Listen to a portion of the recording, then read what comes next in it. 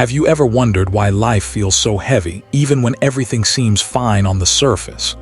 You work hard, you achieve your goals, you laugh with friends, you scroll through endless moments of entertainment, and yet, late at night, a quiet ache lingers, a restlessness, an unease that whispers, "Is this all there is?" We call it stress, we call it pressure, we call it bad luck. But at the heart of it, the Buddha gave it a much older, deeper name, dukkha, suffering. Most of us live as if suffering is the enemy, something to be avoided at all costs. We spend fortunes to hide from it in comforts, in distractions, in endless self-improvement. Modern life has even sold us a dream, the pursuit of happiness, as if happiness were a final destination, a prize waiting at the end of the road. But here's the paradox. The harder we chase it, the more suffering seems to follow us like a shadow. Think about it. You fall in love and your heart sings. Yet beneath the joy hides fear, fear of losing, fear of change. You achieve success and taste the sweetness of recognition. But almost immediately, another voice inside whispers, "What's next? Will it last?" Even in pleasure, suffering hides in the corners, waiting. It's no wonder we feel betrayed by life. But what if, and this is the radical turn, what if suffering is not the villain we think it is? What if, instead of being our enemy, suffering has always been our most faithful teacher? The Buddha's journey began not with comfort but with suffering. Sheltered in luxury, he stepped outside the palace walls and saw old age, sickness, and death for the very first time. That moment shattered his illusion. And yet, it was precisely that confrontation with suffering that ignited his quest for awakening. If he had never seen suffering, he would have remained a prince lost in pleasures. It was suffering that gave him the gift of wisdom. So here is the paradox. We spend our lives running from the very thing that has the power to awaken us. Suffering has a strange way of piercing through illusions. It strips away the masks we wear, the stories we tell ourselves, the fantasies we cling to. When everything is going well, we rarely stop to question. But when life breaks us open, we are forced to see what we once ignored, that everything we cling to is fragile, impermanent, slipping through our fingers like water. And yet, in that realization lies the seed of freedom, because once we see the nature of suffering clearly, we no longer need to be its prisoner. Imagine your life as a journey through a vast landscape. Most people walk with their eyes fixed only on the flowers, chasing after beauty, comfort, and fleeting joys. But hidden beneath their feet in the soil lies something far more profound, the roots. Suffering is the root. It may be dark, dirty, and unseen, but it is what nourishes the entire tree of human wisdom. Without it, nothing real grows. The great paradox is this: suffering is not here to destroy you. It is here to reveal you, but the mind resists. It cries out, "Why me? Why now?" It seeks escape, and every escape, every distraction, every indulgence only deepens the wound. Because suffering cannot be outrun, it can only be understood. The Buddha compared this to being struck by an arrow. The first arrow is pain, inevitable, part of life. But the second arrow is our reaction, our anger, our fear, our resistance. That second arrow is optional. That is the moment suffering transforms from teacher into tormentor. So perhaps the real question is not, how can I avoid suffering? But rather, what is suffering trying to teach me? Listen closely, and you may find that every heartbreak teaches the lesson of impermanence. Every failure whispers about humility. Every illness points toward the fragility of life. Every loss reveals the depth of love. It's easy to dismiss these ideas as lofty philosophy, but think back to your own life. The moments that shaped you most, were they moments of comfort? Or were they moments of trial when you had no choice but to grow? A seed does not sprout in sunlight alone. It must first break open in the dark soil, split apart before it can rise. In the same way, your suffering may feel like destruction, but it is often the beginning of transformation. The paradox of suffering is that what feels like the end is often the beginning. What feels like punishment is in truth preparation. What feels like loss is sometimes the unveiling of a deeper love. This is the wisdom that has echoed through centuries of Buddhist teaching. Suffering is not your enemy. It is your greatest invitation. And so, the journey begins. Not with a promise to eliminate pain, but with a promise to see it differently. Because once you shift your view, suffering transforms from a curse into a guide, from a shadow into a lantern. The path ahead is not about denial. It is not about blind optimism. It is about courage, the courage to turn towards suffering, to face it without fear, and to listen to what it has to say. And as we continue, you will see, this path is not just ancient wisdom. It is alive in your own life, waiting to be discovered in the very struggles you are living through right now. If suffering is not the enemy but the teacher, then the Buddha's very first lesson was to name it clearly. He called it the first noble truth, the truth of dukkha. Now, suffering is a clumsy translation. The word dukkha carries shades of meaning: dissatisfaction, restlessness, unease, the sense that no matter what we do, nothing is ever quite enough. It's like a wheel that doesn't spin smoothly, always wobbling, always off balance. This truth is not a pessimistic declaration that life is nothing but misery. Rather, it is an invitation to see reality as it is, not as we wish it to be. Because until we see clearly, we remain trapped in illusions. Think about your own experience. From the moment of birth, there is struggle. The baby's first cry is the sound of separation, a protest against leaving the warmth of the womb. As life unfolds, suffering takes many forms. The body ages, illness comes uninvited, loved ones die. Even joy carries within it the seed of sorrow because nothing lasts. This is not a curse placed upon us. It is simply the nature of existence. Everything is impermanent. Everything is changing. And so, everything we cling to will eventually slip away. But here's the paradox. The Buddha did not teach this truth to depress us. He taught it to liberate us, because once we recognize that suffering is woven into the very fabric of life, we stop expecting perfection. We stop demanding that life give us what it cannot give. And in that letting go, something inside us softens. Consider this. How much of your pain comes not from what happened, but from the belief that it shouldn't have happened, that life somehow betrayed you. The first noble truth asks us to see beyond that, to realize that life is not broken. It is simply unfolding according to its nature. There is a story told in Buddhist tradition of a woman named Gautami. Her only child had died and she was consumed with grief. She carried the little body through the streets, begging anyone to heal him. Finally, someone brought her to the Buddha. He told her, "Bring me a mustard seed from a household where no one has ever died." Desperate, she went from door to door. But everywhere she went, she found death had touched every family. At last, she understood. Death was not her personal punishment. It was a universal truth. And in that understanding, her grief began to transform.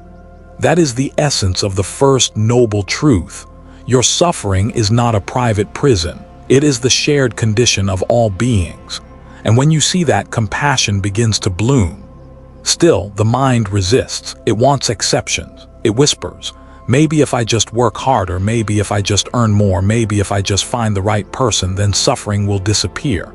But no one escapes. Even kings grow old. Even billionaires fall ill. Even heroes must die. This might sound bleak, but it is strangely freeing.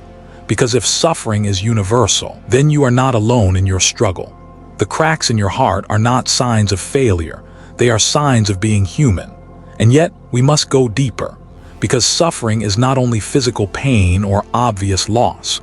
It is also the quiet dissatisfaction that lingers in moments of comfort. The meal that was delicious but left you wanting more. The achievement that sparkled but faded too quickly. The relationship that brought joy but also fear of change. This is why the Buddha said, to live is to experience dukkha. Not because life is cruel, but because everything we cling to is fragile. We build sandcastles by the shore and the waves always return. But here lies the seed of transformation. When you see the wave coming, you stop building castles as if they will last forever. You begin to play differently. You begin to live differently. So the first noble truth is not an end. It is a beginning. It does not say, life is suffering, therefore despair. It says, Life includes suffering, therefore awaken. Awakening does not mean rejecting joy. It means enjoying without clinging, loving without possessing, living without demanding permanence.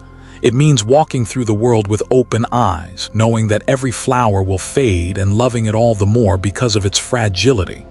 Suffering is the teacher. The first noble truth is the introduction.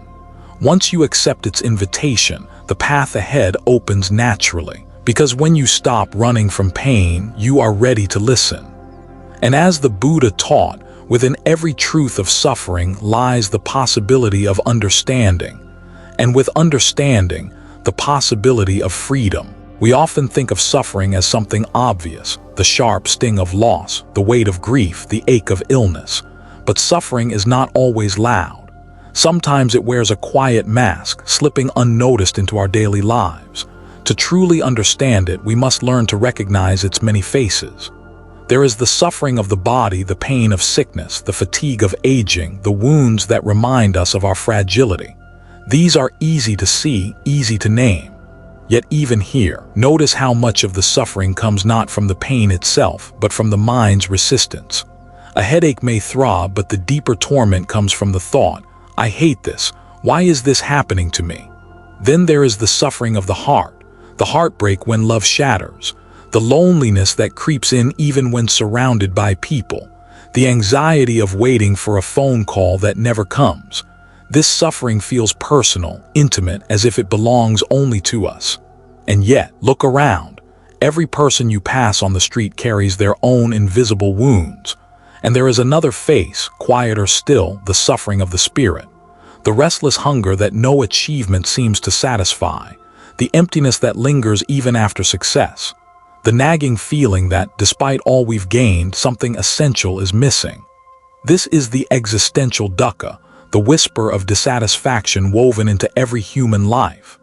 Imagine someone chasing wealth, believing it will bring peace. They work day and night, sacrificing health, relationships, even sleep. One day they hold the prize in their hands, money, status, recognition. And yet within weeks a new emptiness appears. Because the deeper hunger was never for money. It was for meaning. And meaning cannot be bought. Or picture the endless scrolling on a phone, chasing distraction after distraction. Hours pass and nothing truly changes. Beneath the entertainment lies a subtle unease, the discomfort of being alone with oneself. That too is suffering, disguised as restlessness. The Buddha spoke of 3 kinds of suffering: ordinary suffering, pain, illness, aging, death. The suffering of change, the sorrow hidden inside joy, because everything we love will eventually pass. The suffering of conditioned existence, the deep dissatisfaction that arises simply from living in a world that cannot give us permanent happiness. When we see these faces clearly, something shifts. We realize suffering is not a rare misfortune striking a few unlucky people. It is the common thread connecting us all. Think about this. The person you envy for their beauty worries about losing it. The one you admire for their wealth fears betrayal. The family that looks perfect from the outside hides struggles you cannot see. No one escapes, not because life is cruel, but because this is the nature of life. At first, this realization can feel heavy, but stay with it, and it becomes strangely comforting. Because when you see suffering everywhere, you also see yourself in everyone. The walls of isolation begin to fall. Compassion becomes natural. A Zen master once said, "In joy, do not become lost. In sorrow, do not become bitter. Look deeply, and you will see that both joy and sorrow are teachers." This is why recognizing the many faces of suffering matters. Because if you only see it as pain, you will run from it. If you only see it as loss, you will curse it. But when you see suffering as a mirror, reflecting impermanence, fragility, and the shared condition of all beings, you begin to learn. Every face of suffering tells a story. The body whispers, "You are not invincible." The heart whispers, "Love deeply but do not cling." The spirit whispers, "Seek meaning, not escape." And once you start listening, suffering is no longer just a burden. It becomes a guide. If suffering is such a powerful teacher, then why do we resist it so fiercely? Why do we run from it, numb it, distract ourselves from it, anything but face it directly? The truth is, the human mind is wired to seek pleasure and avoid pain. Our survival has always depended on it. Fire burns, so we pull away. Sweet fruit nourishes, so we reach for more. This instinct is ancient, and without it, humanity would not have endured. But what once protected us now traps us, because suffering is no longer just the fire or the famine. It is heartbreak, loneliness, disappointment, the quiet ache of impermanence. These cannot be escaped so easily. Yet the mind still tries. Think about how we live today. The moment discomfort arises, we look for an escape. Feeling lonely, open your phone. Feeling restless, turn on the TV. Feeling sad, buy something new. For every form of pain, the world offers an instant distraction, and for a moment it works. The ache dulls, the mind feels soothed, but soon enough the suffering returns, often sharper than before. Why? Because distraction is like covering a wound with glitter. It hides the pain but never heals it. We resist suffering because we misunderstand it. We believe it is a sign of failure, that if we were stronger, smarter, luckier, we would not suffer. But suffering is not proof of weakness. It is proof of being alive. To resist it is to resist life itself. And yet the modern world feeds this resistance. We are told we must always be happy, always be thriving, always be living our best life. Pain becomes something shameful, a flaw to be fixed or hidden. So when suffering comes, as it always does, we not only hurt, we also feel guilty for hurting. That double burden crushes us. But here is the paradox. The more we fight suffering, stronger it becomes. Like trying to hold a beach ball underwater, the pressure builds until it explodes back into our face. Resistance fuels suffering. Acceptance begins to free us. The Buddha compared it to being struck by two arrows. The first arrow is unavoidable pain. The second arrow is our reaction, the anger, the denial, the endless why me. The first arrow wounds, but the second arrow keeps the wound open. Most of our suffering comes not from the first arrow, but from shooting ourselves with the second, again and again. Imagine standing in the rain. One person feels the cold drops, lets them fall, and eventually the storm passes. Another person thrashes against the rain, cursing the sky, demanding the storm stop. Who suffers more? The rain is the same, but the resistance multiplies the pain. And yet, resistance is not just about denial. Sometimes it comes in subtler forms. We cling to the illusion that if we just achieve enough, earn enough, love enough, then suffering will vanish. We turn life into a negotiation. If I do everything right, surely life will reward me with happiness. But reality does not bargain. Even the happiest moments contain the shadow of change. So why do we resist? Because surrender feels terrifying. To accept suffering feels like giving up.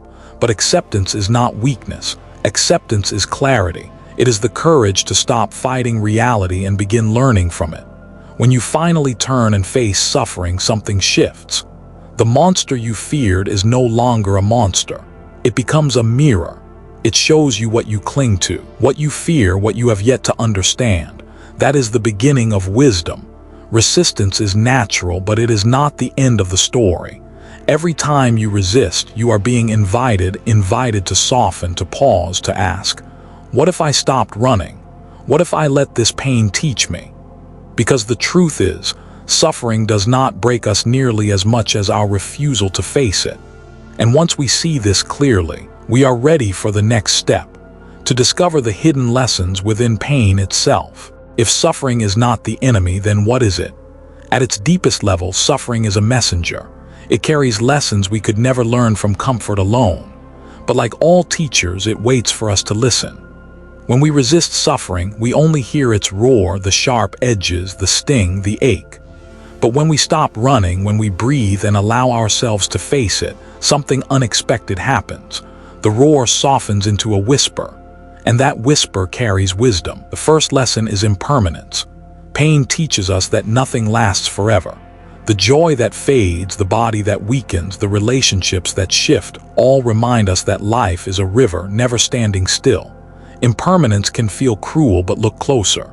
It is because everything changes that healing is possible. It is because nothing lasts that new beginnings can emerge. Even your deepest suffering will not remain forever. Like every storm, it will pass. The second lesson is non-self. Pain strips away the illusion of control. We like to believe, this is my body, my life, my plan. But suffering reveals the truth. So much is beyond our command. The illness comes, the accident happens, the loved one leaves.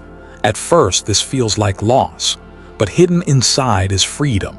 Because when you realize not everything is mine to control, you can begin to let go. You can stop carrying the unbearable weight of trying to control the uncontrollable. The third lesson is compassion.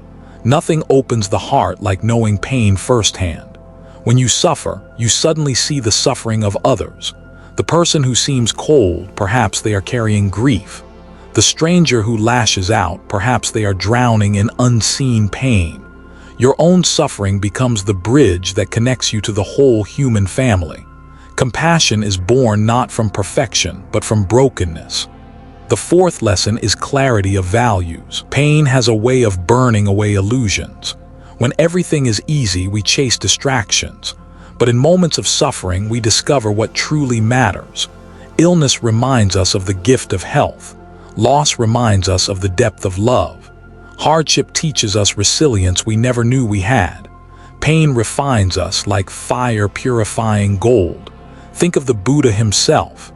His awakening did not come in comfort. It began when he stepped outside the palace and saw suffering face to face. An old man, a sick man, a corpse. Those sights shattered his illusion of eternal youth, health, and life. And from that moment, the seed of enlightenment was planted. Without suffering, there would have been no Buddha. And what about your own life? Look back at the chapters that shaped you most. Were they the easy times when everything went your way? Or were they the moments when life tested you, broke you open, forced you to grow? Almost always, it is suffering that becomes the turning point. A broken heart may have taught you the depth of love. A failure may have shown you humility and perseverance. A loss may have awakened gratitude for every breath. Pain is the sharp chisel carving away what is false, revealing what is real. There is an old Zen saying, the obstacle is the path. The very thing you think is blocking your way is often the very thing shaping your journey. Pain is not in the way. Pain is the way. But here is the secret. The lesson is only revealed when you stop fighting.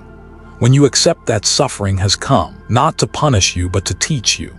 Then every tear becomes a teacher. Every wound becomes a window. Every loss becomes an opening to a deeper truth. So the next time pain visits, ask yourself, what is this teaching me? What illusion is it burning away? What truth is it trying to reveal? Because hidden inside your suffering is not just pain. Hidden inside is the seed of wisdom, compassion, and transformation. And when you learn to listen, you discover that pain has never been your enemy. It has been your most honest teacher, guiding you toward freedom. Pain by itself does not guarantee wisdom. Many people suffer, but not everyone grows. Some become bitter, some become hardened. Some spend their entire lives fighting the same battles, never understanding why. The difference lies in how we meet suffering. Do we resist it or do we transform it? Transformation begins with a shift in perspective. Instead of asking, how do I get rid of this pain? We begin to ask, what is this pain showing me? This small change opens the door from victimhood to insight. The Buddha often used the image of fire. Suffering is like fire. It can burn and destroy, but it can also give light and warmth if we know how to tend it. Left unchecked, suffering consumes us. But held with awareness, it becomes the flame that illuminates the path. The key to this transformation is mindfulness. To sit with suffering, to breathe with it, to observe it without judgment. Most of us react to pain with resistance or distraction. Mindfulness invites us to simply notice. Notice the ache in the body, the heaviness in the chest, the storm of thoughts in the mind. Notice and stay. It is in this staying that the magic happens. When we stop running, we discover that suffering is not as solid as it seemed. Emotions rise and fall. Thoughts appear and dissolve. Even pain changes moment by moment. What once felt unbearable reveals itself as fluid, impermanent, and in that impermanence we begin to taste freedom. Imagine sitting by a river. At first the water looks overwhelming, rushing, and wild. But the longer you sit, the more you see. It is not one single river, but countless drops flowing, shifting, passing. Suffering is the same. It only feels solid when we cling. When we observe with mindfulness, we see its changing nature. And once we see this, we are no longer trapped.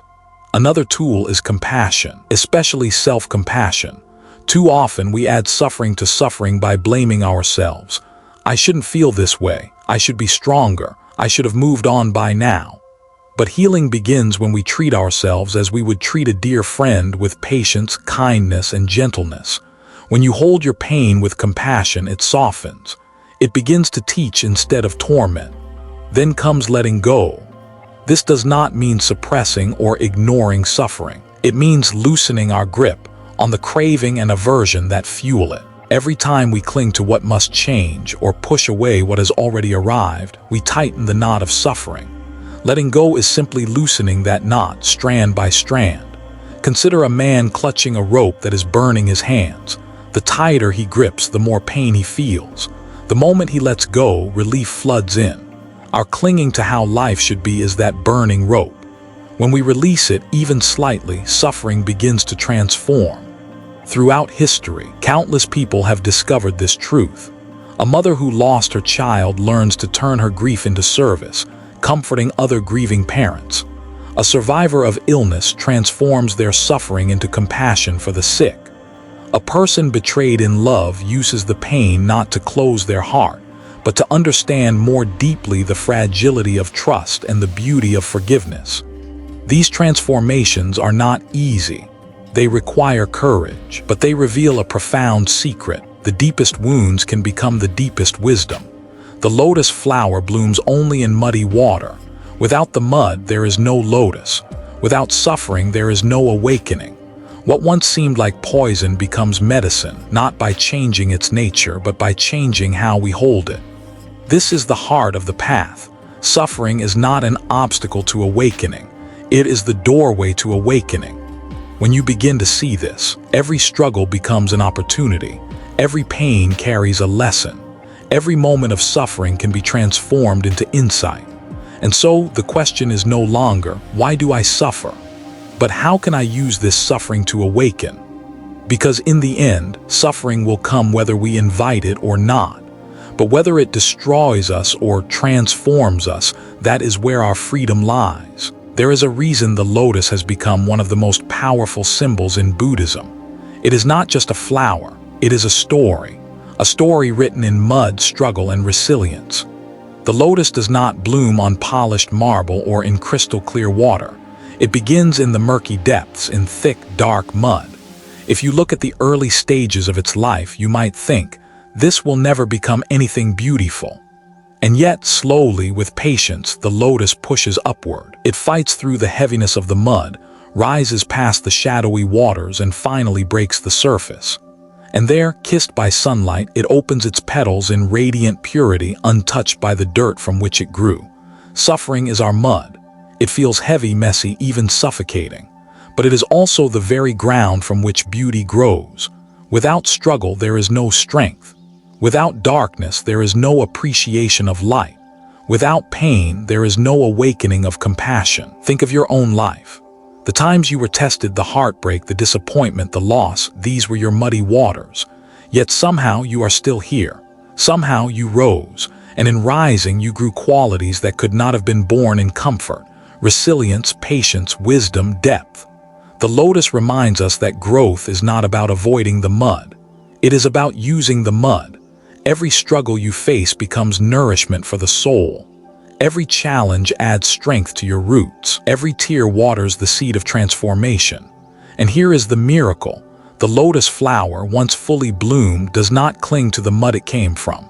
It rises above, radiant, floating freely on the water's surface. It is shaped by struggle but not defined by it.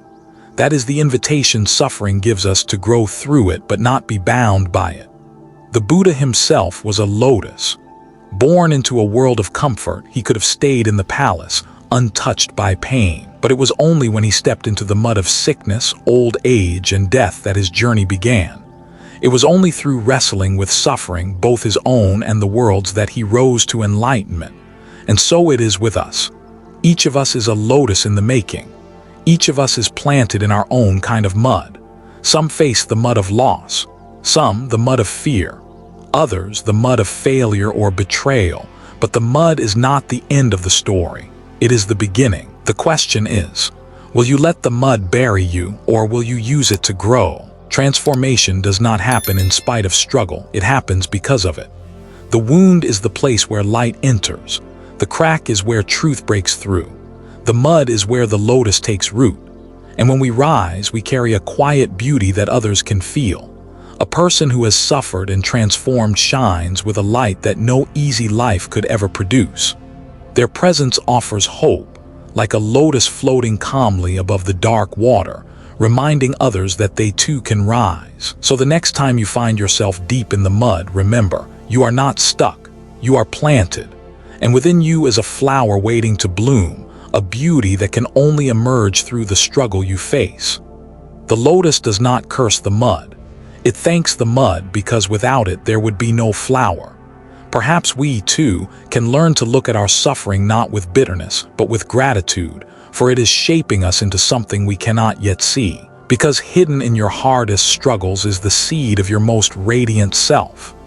And one day, when you rise above it, others will look at you, just as they look at the lotus, and see not the mud you came from, but the beauty you became. Suffering does more than shape us individually. It connects us.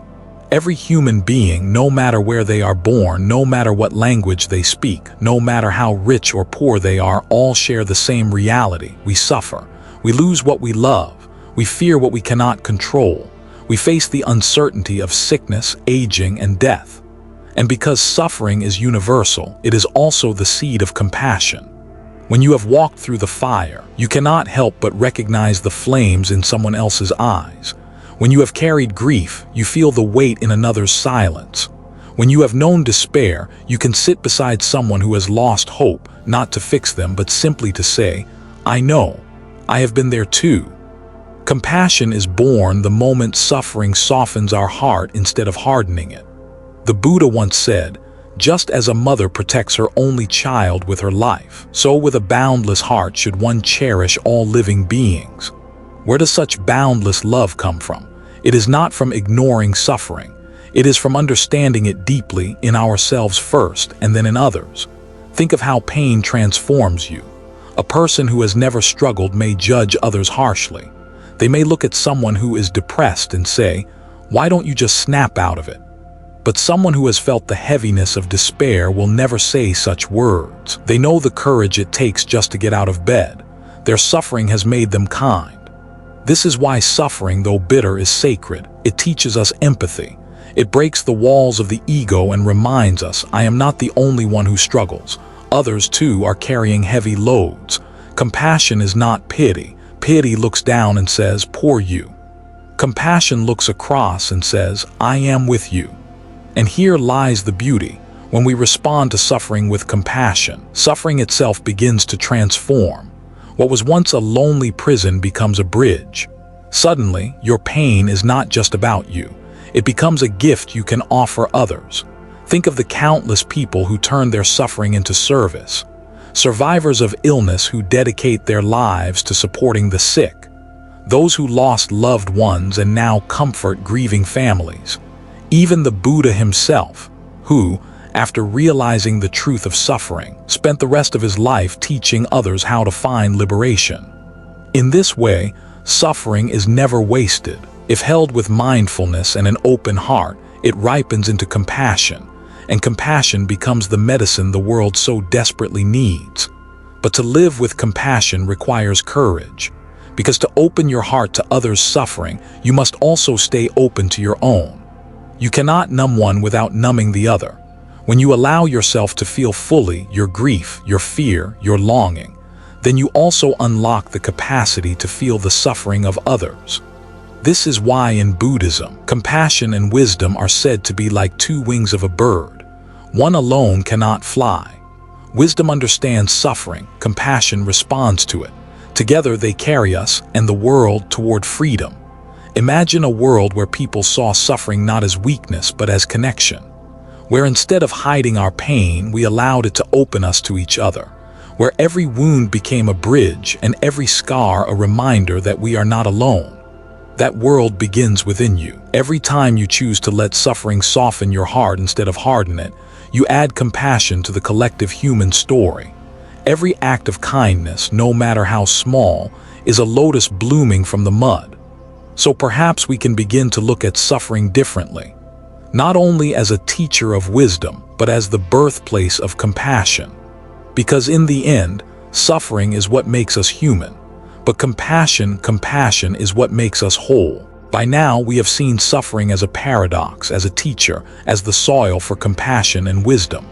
But perhaps the most important question remains: how do we live with suffering as a teacher in our daily lives? Because it is one thing to reflect on suffering in theory. It is another to sit with it when the heart is breaking, when the body aches, when life feels uncertain. The first step is awareness. Whenever suffering arises, whether it is physical pain, emotional turmoil, or even the quiet restlessness of wanting things to be different, pause. Name it gently. This is suffering. These simple words break the spell. Instead of drowning in the storm, you step back enough to see, this is what it feels like to struggle. This is part of being human. Awareness transforms suffering from an enemy into an experience to be understood. The second step is breathing with it. The breath is an anchor, a reminder that you are still here, still alive, even in the middle of discomfort. When the mind spins with stories, why me? This isn't fair, it will never end. The breath brings you back to the present. One inhale, one exhale. In that rhythm, suffering loses its sharpness. The third step is inquiry. Instead of resisting, ask, what is this moment teaching me? Perhaps the lesson is patience. Perhaps it is humility. Perhaps it is compassion for others walking a similar path. Inquiry turns pain into a doorway. The fourth step is self-compassion. Too often we fight suffering by fighting ourselves. We scold, I should be stronger, I should be over this by now. But remember, suffering is already heavy. Why add more weight with judgment? Speak to yourself as you would to someone you love. It's okay to hurt. It's okay to need time. I am here with you. Kindness is not weakness. It is strength in its most healing form. The fifth step is service. One of the most powerful ways to transform suffering is to use it as fuel for compassion. Share your story. Offer a hand to someone struggling.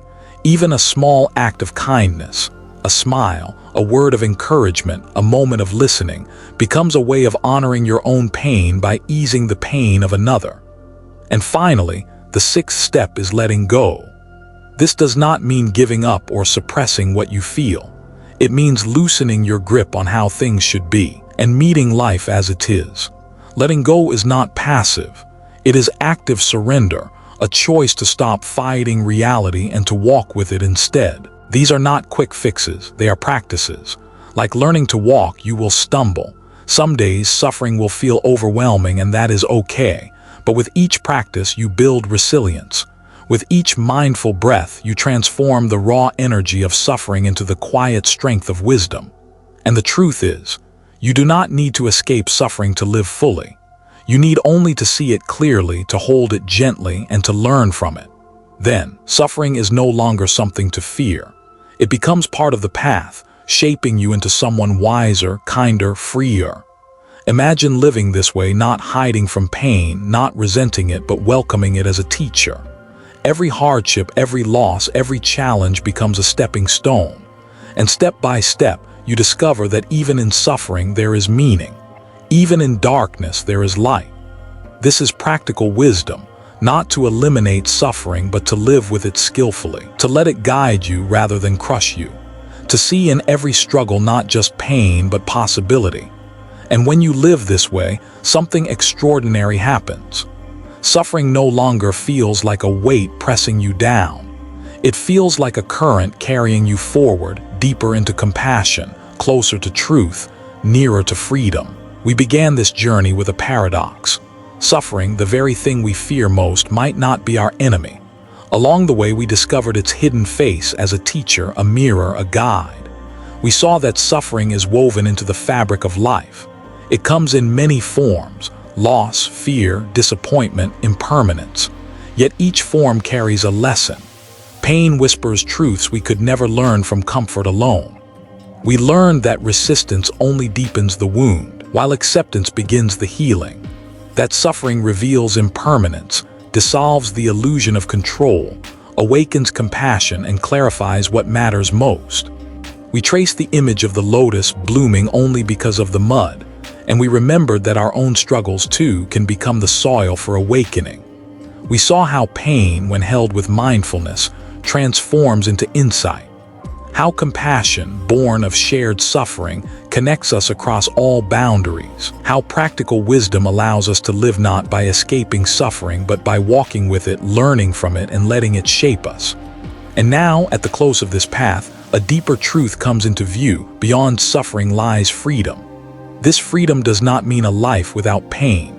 No one can promise that. The body will still age, loss will still come, change will still sweep through our lives, but freedom means this. Suffering no longer controls us. It no longer defines us. When the Buddha reached enlightenment under the Bodhi tree, suffering did not vanish from the world. What changed was his relationship to it. He saw it clearly, without fear, without clinging, without resistance. And in that clarity, he discovered peace that could not be shaken. That same possibility exists for you. Freedom is not somewhere far away.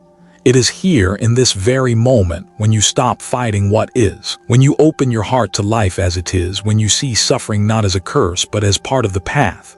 Beyond suffering lies a vast stillness, like a sky untouched by storms. The storms of life will come and go, but the sky remains. You are that sky, wide, open, boundless. So perhaps the question is no longer, how do I avoid suffering? But how do I live so fully, so openly, that even suffering becomes part of my freedom? The answer is not found in theory, but in practice, in every mindful breath, in every act of compassion, in every moment of letting go. Step by step, these become the path. And one day, without even noticing, you look back and realize, suffering has not destroyed you. It has shaped you. It has opened you. It has led you home. This is the paradox. The pain you feared most was never your enemy. It was your teacher. It guided you to wisdom. It awakened compassion. And in the end, it pointed you toward freedom. So as we close, remember, the mud will always be there, but so will the lotus. And within you is the power to rise, not in spite of suffering, but because of it. Beyond suffering, there is not emptiness, but peace. Not despair, but freedom. Not darkness, but the light of awakening. And that light is already within you. And as you carry these reflections into your own life, remember, awakening is not found in grand gestures, but in small moments of awareness, kindness, and letting go. If these words touched your heart, I invite you to walk this path with us. Subscribe to Zen Buddhism Wisdom, and let us continue exploring the timeless teachings of the Buddha together. Each video is like a quiet lantern, a reminder that you are not alone, and that wisdom and compassion are always within reach. May you find peace in every breath, and may your suffering become the soil for your awakening.